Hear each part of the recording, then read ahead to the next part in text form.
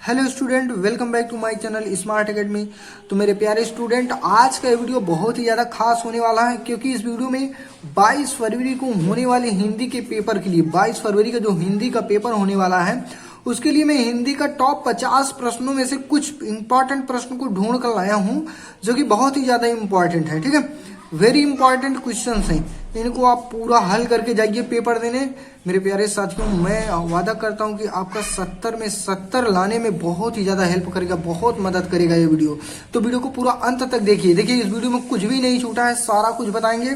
ठीक है, सारा कुछ बताएंगे। पहले देख लीजिए, गद्यांश पद्यांश भी बताएंगे, संस्कृत के अनिवार्य जो अनिवार्य संस्कृत है उसके महत्वपूर्ण प्रश्न को भी इसमें बताएंगे, इंपॉर्टेंट श्लोक भी बताएंगे, कौन सा श्लोक आपको तैयार करके जाना है।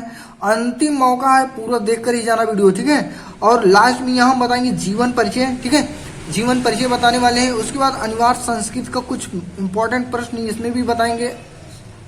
और यहाँ निबंध, देखिए निबंध और संस्कृत का गद्यांश और पद्यांश, यानी कि अनिवार्य संस्कृत का गद्यांश और पद्यांश जितने भी इंपॉर्टेंट प्रश्न है सारे क्वेश्चंस को आज बता के पूरा कंप्लीट करूंगा, क्योंकि आज के बाद कोई वीडियो देखने की जरूरत नहीं है, क्योंकि इतना सारा एनालिसिस करने के बाद मैंने 50 टॉप क्वेश्चंस में से ये सारे क्वेश्चंस एक पेपर बनाया हूँ, उसको मैं सॉल्व कराने वाला हूँ। तो वो पेपर देखिए क्या होता है, क्योंकि देखिए अंतिम समय चल रहा है, बोर्ड एग्जाम का आखिरी समय चल रहा है, यानी कि आप बोर्ड एग्जाम अभी स्टार्ट होने वाला, आप तैयारी का कोई मौका नहीं है।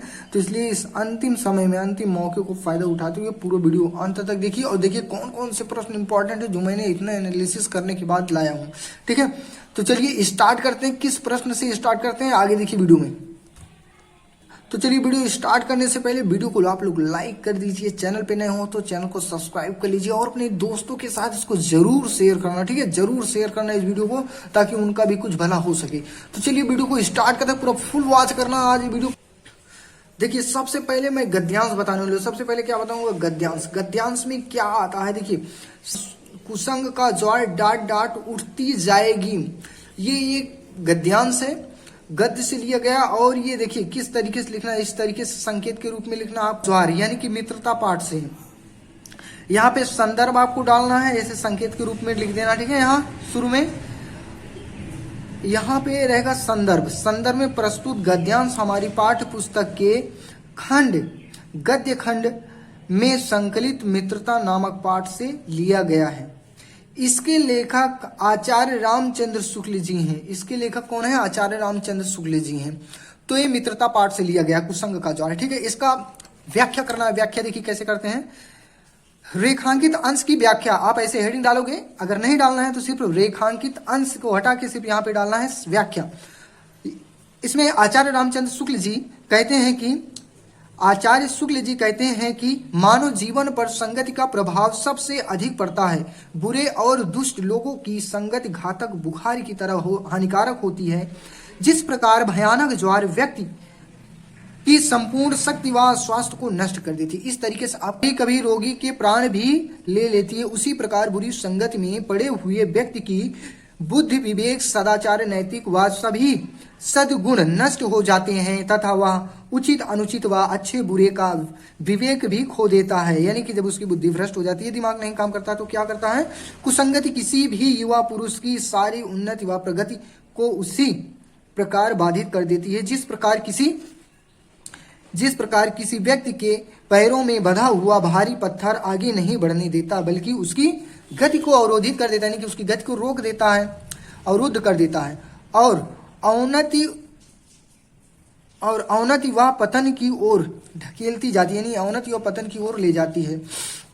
यदि युवा व्यक्ति की संगति अच्छी होगी तो वह उसको सहारा देने वाली बाव, यानी कि हाथ के समान होगी, जो अवनति के गर्त में गिरने वाले व्यक्ति को भुजा पकड़कर उठा देती है तथा उन्नति के मार्ग पर आगे बढ़ाती है। ठीक है, इस तरीके से आपको उसका व्याख्या करना है। अब इसमें कुछ प्रश्न पूछे रहते हैं।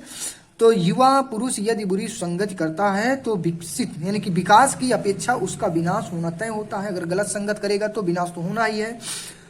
यदि वह अच्छी संगत करेगा तो उन्नति के पथ पर आगे वो बढ़ता रहेगा। ठीक है, एक और यहाँ प्रश्न है, देखिए अच्छी संगति के लाभ। अच्छी संगत के लाभ क्या क्या होते हैं, व्यक्ति को पतन से बचाता है। पहली चीज तो अच्छे लोगों के साथ रहोगे तो आपका कभी बुरा नहीं होगा, यानी कि पतन नहीं होगा।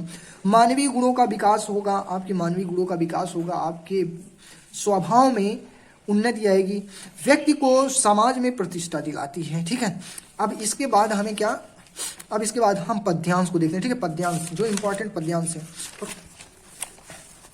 यहाँ पे मैंने कुछ इंपॉर्टेंट गद्यांश को लिखा हूं, देख लीजिए शॉर्ट में। कितनी जीवन नाम नहीं लेती, ठीक है, डॉट डॉट करके है, ऊधव मन ना नहीं जगदीश, ये चारों देख लीजिए इंपॉर्टेंट है, इनको भी आप लोग देख लेना। सच्चा प्रेम वही डॉट डॉट होती है विकसित, चरण कमल डॉट डॉट करके तिहपा, ये चारों और वेरी इंपॉर्टेंट में से यही है, तो इनको भी आप लोग एक बार देख लेना ताकि आप लोग का फाइनल भी हो जाए। ठीक है, अब इसके बाद हम देखते हैं गद्यांश। ठीक है, क्या देखेंगे, गद्यांश। गद्यांश का ये ऐसे दिया रहेगा, तो ऊधव मही ब्रज विसरत नाही, वृंद गोकुल वन उपवन सघन कुंज की छाई, प्रात समय माता जसुमती, अरुनंद देख सुख पावत, माखन रोटी दहो सजावे, अति हित साथ खवावत, गोपी ग्वाल बाल संग खेलत, सब दिन हसत सिरात, सूरदास जी ध्वनि ध्वनि, ब्रजवासी जिसो हित जदु रात। तो ये देखिए जदुजात है। ठीक है, जदुजात, ऐसे आपको यहाँ पे एक पद्यांश दिया रहेगा, उसी का करना है। तो इंपॉर्टेंट पद्यांशों में से जो लगातार कई सालों से पूछे जा रहे हैं और हर साल पूछा जाता है। तो इसका संकेत के रूप में आपको इस तरीके से लिख देना है। ठीक है, इस तरीके से आपको यहाँ संकेत के रूप में लिख देना है, ऊधवमयी, शुरुआत का दो वर्ड लिख देना है। ठीक है, दो शब्द, और डॉट डॉट करके हित, लास्ट वाले 2-3 शब्द आपको लिख देना है, हित जदुजात। ठीक है, अब इस तरीके से संदर्भ में इसमें डालना है। प्रस्तुत पद्यांश महाकवि सूरदास जी द्वारा रचित सूर सागर महाकाव्य से हमारी पाठ्य पुस्तक हिंदी के काव्यखंड में संकलित, यानी कि काव्यखंड में संकलित है, पद शीर्ष से उद्गृष्ट, यानी कि पद शीर्ष से लिया गया है। अब यहाँ पे आपको प्रसंग देखना, प्रसंग नीचे प्रसंग हेडिंग डाल के इसी तरीके से हेडिंग बाय हेडिंग आपको लिखना है, और लिखोगे तो पूरा नंबर मिलेगा, एक भी नंबर नहीं कटने वाला। यहाँ प्रसंग में है, प्रस्तुत पद्य से सूरदास जी ने अपने आराध्य श्री कृष्ण के चरणों की वंदना करते हुए उनकी महिमा का अत्यंत सुंदर वर्णन किया है। ठीक है, अपने यानी कि अपने आराध्य श्री कृष्ण के चरणों की वंदना करते हुए उनकी महिमा का अत्यंत सुंदर वर्णन किया है इस पद्यांश में। इसका व्याख्या देख लीजिए, व्याख्या कैसे होगा, यहाँ व्याख्या लिख के डालना है, व्याख्या, उसके बाद यहाँ लिखना है, भक्त शिरोमणि सूरदास जी कृष्ण के चरणों, यानी कि चरण कमल की महिमा का वर्णन करते हुए कहते हैं कि प्रेम प्रभु मैं आपके चरणों की जो कमल के समान कोमल है वंदना करता हूँ, उनकी महिमा अपरंपार है। ठीक है, उनकी महिमा अपरंपार है, जिनकी कृपा से लंगड़ा व्यक्ति पर्वतों को लांघ जाता है, अंधे व्यक्ति को सब कुछ दिखाई देने लगता है, बहरे को सुनाई देने लगता है, गूंगा बोलने लगता है, और गरीब व्यक्ति राजा बनकर अपने सिर पर छत्र धारण कर लेता है। सूरदास जी कहते हैं कि हे कृपालु दयालु प्रभु, मैं आपके चरणों की बार बार वंदना करता हूँ, आपकी कृपा से असंभव कार्य भी संभव हो जाते हैं, अतः ऐसे दयालु श्री कृष्ण की चरणों की मैं बार बार वंदना करता हूँ। तो इसका ये व्याख्या था। ठीक है, इसका ये व्याख्या था। अब इसमें देखते हैं काव्य सौंदर्य इसका क्या है। ठीक है, काव्य सौंदर्य में है प्रस्तुत गद्यांश, इसको आप 2 लाइन ऐसे लिख सकते हो, अगर ना चाहो तो भी ना भी लिख सकते हो, क्योंकि यहाँ भाषा और रस छंद अलंकार इसमें किस तरीके से इसके गुण दर्शाते हैं पद्यांश के, वो आपको बताना है। तो यहाँ थोड़ा 2 लाइन लिख दोगे तो और अच्छा रहेगा। तो काव्य सौंदर्य में प्रस्तुत पद्यांश में श्री कृष्ण साधारण मनुष्य की भांति अपने प्रियजनों को याद करते हुए द्रवित हो रहे हैं। प्रियजनों का मतलब है कृष्ण को याद करते हुए द्रवित हो रहे हैं। इसमें भाषा कौन सी है, ब्रज भाषा है, रस श्रृंगार रस है, गुण क्या है, मधुर्य है। अब ब्रज भाषा जितने भी श्री कृष्ण की लिखी गई जितनी भी कथाएं हैं, जितने भी पद्यांश हैं, जितने भी पद हैं, सब ब्रज भाषा में ही लिखी गई हैं सूरदास जी द्वारा। ठीक है, अब इसके बाद हम देखते हैं इंपॉर्टेंट जीवन परिचय, यानी कि महत्वपूर्ण जीवन परिचय में हम देखते हैं इनका जयशंकर प्रसाद जी का जीवन परिचय देख लेते हैं किस तरीके से लिखना है। आज सारा कुछ कंप्लीट हो जाएगा इस वीडियो में, वीडियो को पूरा अंत तक जरूर देखिएगा। तो जीवन परिचय में जयशंकर प्रसाद जी का लिखना है, तो यहाँ जयशंकर प्रसाद जी ऊपर मोटे हेडिंग में डाल देना है, यहाँ लिखना है जीवन परिचय हेडिंग में। जयशंकर प्रसाद जी बहुमुखी प्रतिभा के धनी साहित्यकार थे। ठीक है, इस तरीके से लिखना है, और शॉर्ट में इस तरीके से यहाँ उनका पहले जीवन परिचय लिख दीजिएगा, नाम, जन्म स्थान, पिता, शिक्षा, मृत्यु और रचनाएं उनकी, इतना लिखकर इसी के द्वारा इसको पूरा आपको लिख देना है जीवन परिचय, जैसे कि मैं यहाँ आपको अभी पढ़कर बताया। यहां से देखिए, उनका जन्म 1890 ईस्वी में काशी के सुघनी साहू नामक प्रसिद्ध वैश्य परिवार में हुआ। हुआ था। उनके यहाँ तंबाकू का व्यापार होता था। उनके पिता देवी प्रसाद और पितामह शिवरत्न साहू ने उनके पितामह शिव भक्त और दयालु थे। उनके पिता भी अत्यंत या अत्यधिक उदार और साहित्य प्रेमी थे। प्रसाद जी का बचपन सुखमय था क्योंकि घर में व्यापार चलता था तंबाकू का, और बचपन में ही उन्होंने अपनी माता के साथ बचपन में ही क्षेत्र यानी कि धारा क्षेत्र, ओमकारेश्वर, पुष्कर और ब्रज आदि जैसे धर्म स्थलों पर का उन्होंने भ्रमण कर लिया था, यानी कि घूम लिए थे। और इनके 4 वर्ष बाद इनकी माता पिता दोनों का क्या हो जाता है, निधन हो जाता है। और प्रसाद जी की शिक्षा और दीक्षा का पालन पोषण उनके बड़े भाई शंभुनाथ या शंभुरत्न ने किया। उनकी पढ़ाई क्वींस कॉलेज में हुई, ठीक है, ज्यादा पढ़े भी नहीं थे, उनकी पढ़ाई क्वींस कॉलेज में हुई। उन्होंने अंग्रेजी संस्कृत का अध्ययन, उनमें बचपन से ही क्या था, साहित्य का अनुराग था, यानी साहित्य से संबंधित उनको बहुत ही ज्यादा लगाव था। वे साहित्यिक पुस्तक पढ़ते और काव्य रचनाएं करते थे। प्रसाद जी स्वतंत्र रूप से काव्य रचना के मार्ग पर बढ़ने लगे और इसी बीच उनके बड़े भाई शंभुरत्न जी का निधन हो गया, जिससे घर की स्थिति यानी कि खराब हो गई और क्षय रोग के कारण 47 वर्ष की उम्र में प्रसाद जी का भी निधन हो गया। और वो तारीख थी 15 नवंबर 1937 ईस्वी को, ठीक है। उनकी कुछ चर्चित रचनाएं हैं, उनको देख लीजिए।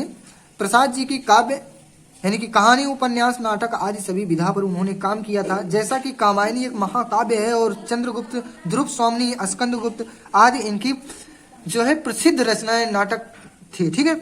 अब यहाँ पे इनके काव्य खंड को इस तरीके से लिख सकते हो। काव्य खंड में आंसू, कामायनी, लहर और झरना थी।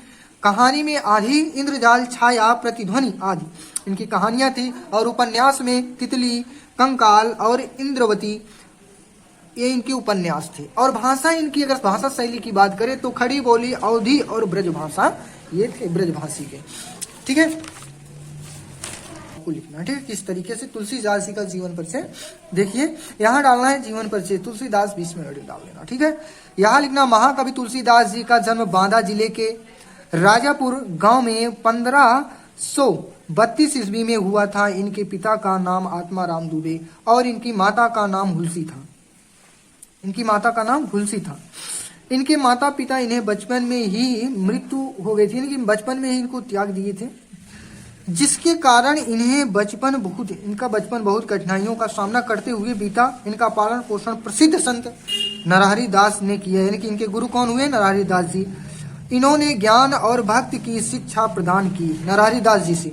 इन्होंने अपना विवाह किससे किए, विद्वानों का मानना है कि इनका विवाह पंडित दीनदयाल पाठक के पुत्री रत्नावली से हुआ, और अपनी पत्नी से अत्यधिक प्रेम करते थे। और एक दिन बिना बताए इनकी पत्नी मायके चली गई, यानी कि तब ये क्या हुआ, आधी रात्र में तो आधी तूफान का सामना करते हुए वहां कहाँ ससुराल जा पहुंची, ठीक है, ससुराल जा पहुंची। इनकी कहानी थोड़ी सी अनोखी है, हंसने योग्य भी है।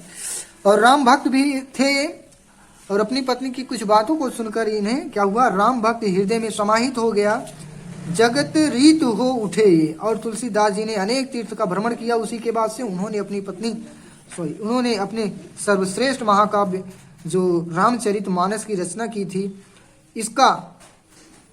उसकी थी। और इनका 1623 ईस्वी में काशी में ही इनका निधन हो गया। इनकी प्रमुख रचनाएं देख लेते हैं।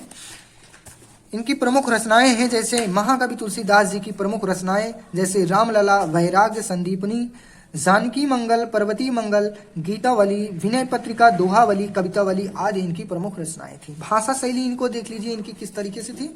इस तरीके से अगर आप कॉपी लिखोगे तो आपको नंबर पूरा मिलेगा, ठीक है। तो यहाँ इस तरीके से उनकी भाषा शैली लिख देना है। तुलसीदास जी की भाषा शैली क्या थी, खड़ी बोली, अवधी थी, अवधी और ब्रजभाषी थी, खड़ी बोली नहीं थी इनकी। तुलसीदास जी ने अवधी तथा ब्रज भाषा में अपनी सभी काव्य रचनाओं का लेखन किया, जिसमें से रामचरितमानस अवधी भाषा में लिखा गया, शेष अन्य रचनाएं इनकी ब्रज भाषा में लिखी गई हैं, ठीक है। तो इनकी 2 भाषाएं थी, एक अवधी और एक ब्रज भाषाएं। अगर आप इस तरीके से लिखते हो इसमें 5 में 5 नंबर आपको मिल जाएगा, ठीक है। इसी तरीके से लिखना, आपको नंबर अच्छा मिलेगा। ये आप आके कमेंट करोगे दोबारा, ठीक है, रिजल्ट आने के बाद ऐसे ही लिखना, ठीक। अब अगला हम आपको दिखाते हैं अनिवार्य संस्कृत का पद्यांश। देखिए अनिवार्य संस्कृत का इसमें मैं बता दूं पद्यांश, ठीक है। अनिवार्य संस्कृत का ये क्या है, गद्यांश है। देखिए अनिवार्य संस्कृत का ये गद्यांश दिया गया है। सर्वे भवन्तु सुखिनः सर्वे सन्तु निरामयाः सर्वे भद्राणि पश्यन्तु मा कश्चित् दुख भवे भवते, ठीक है। इस तरीके से ये आपको दिया रहेगा गद्यांश। यहाँ फिर आपको संकेत के रूप में डालना है, जैसे कि पिछले मैंने बताया संकेत के रूप में सर्वे भवन्तु डालना है, डॉट डॉट करके यहाँ भवते। अब यहाँ पे संकेत यहाँ आपको लिख देना है संकेत। प्रस्तुत संस्कृत गद्यांश हमारी पाठ्य पुस्तक के संस्कृत काव्यखंड में संकलित भारतीय संस्कृत पाठ से लिया गया है। इस तरीके से आपको यहाँ लिखना है, ठीक है। तो प्रस्तुत संस्कृत गद्यांश हमारी पाठ्य पुस्तक यानी कि संस्कृत खंड से लिया गया है, जो अनिवार्य संस्कृत है उसी से, ठीक है, वहां से लिया गया है। इस तरीके से आपको संदर्भ डालना, फिर इसका अनुवाद करना, ठीक है। अनुवाद आपको मैं बता दे रहा हूँ। देखिए इसमें लिखा गया सर्वे भवन्तु सुखिनः, यानी कि यह कर्मवीरों की संस्कृति है, यह कर्मवीरों की संस्कृति है। इसके लोक में यानी कि इस लोक में कर्मरत रहते हुए मनुष्य 100 वर्षों तक जीने की इच्छा करे। यहाँ इसका यानी कि भारतीय संस्कृति कहती है कि पहले कर्म उसके बाद में फल की आप अपेक्षा कीजिए, ठीक है। यहाँ हमारी संस्कृति का नियम है, यह हमारी संस्कृति का नियम है। क्या नियम है कि पहले कर्म करो फिर फल की इच्छा करना।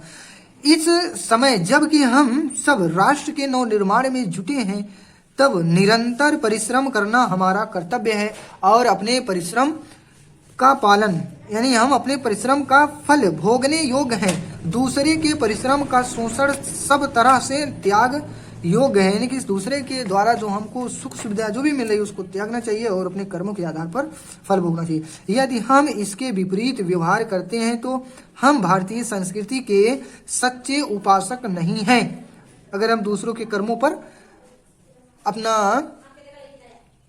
भोगने योग्य करते हैं तो, यानी कि हम सब अपने सच्चे भारतीय यानी कि सच्चे भारतीय जब हमारे आचार और विचार में हमारी संस्कृति दिखाई देती है, तब हमें लगता है हम अच्छे संस्कृति यानी कि भारतीय संस्कृति के हैं, ठीक है। क्योंकि भारतीय संस्कृति कहती है पहले कर्म करो फिर फल की इच्छा करो, ठीक है। इस तरीके से यहाँ लिखना है। अब यहाँ नीचे लिख देना है आपको श्लोक में, ये श्लोक था उसमें है सभी मनुष्य सुखी हो, सभी मनुष्य निरोगी हो यानी कि रोगों से दूर हो, सभी कल्याण देखें यानी कि पाए और कोई भी दुख का भागी ना बने, ये श्लोक का कहना है, ठीक है। इसका सारांश यहाँ पे लिखा गया जिसको सारांश कहते हैं, ठीक है। अब मैं यहाँ पे आपको अनिवार्य संस्कृत के कुछ इंपॉर्टेंट प्रश्नों को दिखा देता हूँ, ठीक है। जैसे कि यहाँ भारतीय संस्कृति की दृश्य, यहाँ देखिए भारतीय संस्कृति दृश्य वर्तते, इसका उत्तर क्या हो जाएगा, विश्वसे सृष्टे ईश्वरः एकवः अस्ति इति भारतीय संस्कृति मूल्यम अस्ति, ठीक है। इसका उत्तर ये हो जाएगा। दूसरा प्रश्न है भारतीय संस्कृति है मूलम किम अस्ति, तो यहाँ हो जाएगा भारतीय संस्कृति सदा गतिशीला वर्तते। तीसरा सबसे मोस्ट इंपॉर्टेंट क्वेश्चन है ग्रामीणम कह उपासता, तो यहाँ हो जाएगा ग्रामीणन एक नागरिका उपासता, ठीक है। इस तरीके से अनिवार्य संस्कृत का पांचवा हम देखते हैं, यानी कि चौथा क्वेश्चन कुत्र मरणम मंगलम भवति, यानी कि वाराणस्यम मरणम मंडलम भवति, ठीक। इसका उत्तर ये हो जाएगा, ये 2-2 नंबर में पूछा जाता है। लास्ट वाला प्रश्न है वीरा केन पूज्यते हैं, तो वीरा वीरणे पूज्यते, इसका उत्तर यही इतना हो जाएगा, ठीक है। तो इसमें हमने ये बता दिया। अब अगला जो है एक बताते हैं यहाँ पे पद्यांश का, अनिवार्य संस्कृत के पद्यांश का। देखिए इंपॉर्टेंट है, समझ लेना, अगर इसको आप करके गए तो नंबर आपको पाना है, ठीक है। आखिरी मौका है, आखिरी समय है, पेपर होने वाला है 22 तारीख को आपका, आप लोग ध्यान दीजिए।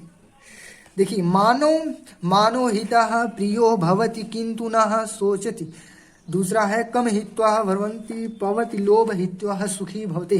इसमें आपको क्या करना है, यहाँ पे संकेत के रूप में इस तरीके से डाल देना है। अब यह संदर्भ लिखना है प्रस्तुत श्लोक हमारी पाठ्य पुस्तक के संस्कृत खंड में संकलित जीवन सूत्राणि पाठ से लिया गया है, ठीक है। जीवन सूत्राणि पाठ से लिया गया। इसका अनुवाद देख लीजिए अब, ठीक है। इसका अनुवाद किस तरीके से करना है। यछा पूछता यानी कि यछ पूछता है क्या त्याग कर मनुष्य प्रिय हो जाता है, क्या त्याग कर मनुष्य शोक नहीं करता है, क्या त्याग कर धनवान हो जाता है। अब देखिए इसका आंसर, यानी कि आपको यहाँ पे इसका अनुवाद करना है अभिमानव त्याग यानी कि अभिमान, ठीक है।